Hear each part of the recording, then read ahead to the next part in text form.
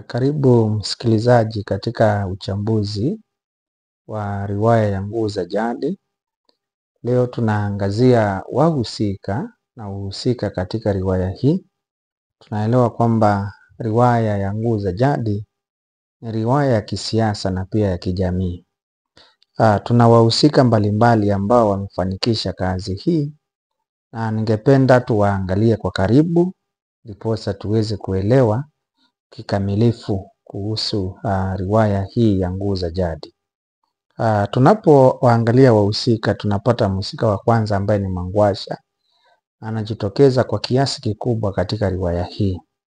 Mangwasha ni mkewe Mrima, na ndoa yake na Mrima imebarikiwa na watoto wawili, Sayore na Kanjewa. Uhusiano wa Mrima na Mangwasha ni wa kifamilia, ni wa kindoa. Mhusika mwingine katika riwaya hii ni Mtemi Lesulia. Huyu ni kiongozi wa nchi ya Matuo.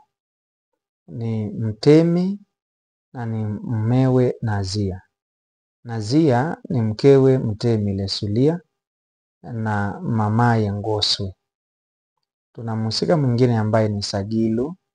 Huyu ni babaye Mashauri na Goswe. Mtazamaji usichanganyikiwe tunaposema kwamba Nazia ni mamake Ngoswe, na tunaelewa kwamba Nazia ameolewa na Mtemi Lesulia, na pia tunamtaja Sagilu kuwa baba yake Ngoswe. Kwa hivyo ni vizuri uelewe kwamba Ngoswe ni mwanawe Sagilu, lakini mama yake ni mke wa Mtemi Lesulia. Tuna mhusika Lonare ambaye ni kiongozi wa Waketwa.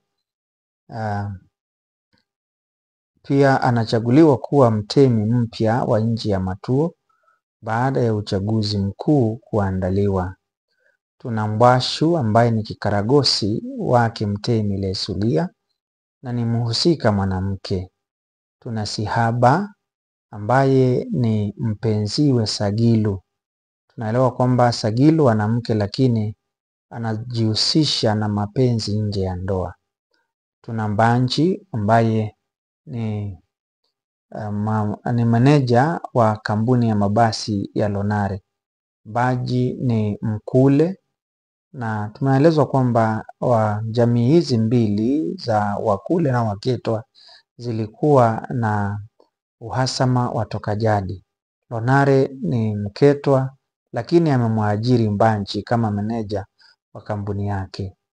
Pia tuna chifu Mshabaha, ni chifu katika mji wa Taria na ni mmoja wa kikaragosi ama kibaraka wa Mtemi Lesulia. Ni mwajiri wake Mangwasha. Mangwasha anafanya kazi katika afisi ya chifu Mshabaha kama mhazili. Pia tuna mzee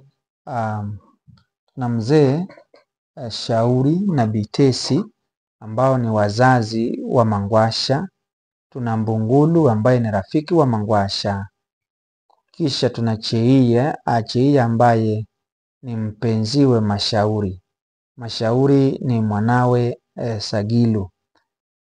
Cheia anashiriki mapenzi na Sagilu licha ya kuwa anaelewa fika kwamba Sagilu ni baba yake Mashauri. Pia tuna mzee Legima ambaye ni baba yake Sagilu. Hao ndio wahusika wanaotajwa katika kazi ile ya Nguu za Jadi, na tutakapo wajadili kuhusu sifa na umuhimu wao tutaweza kuona nafasi walizochukua kuendeleza kazi hii na kuifanikisha kwa kiasi kikubwa. Asanteni sana.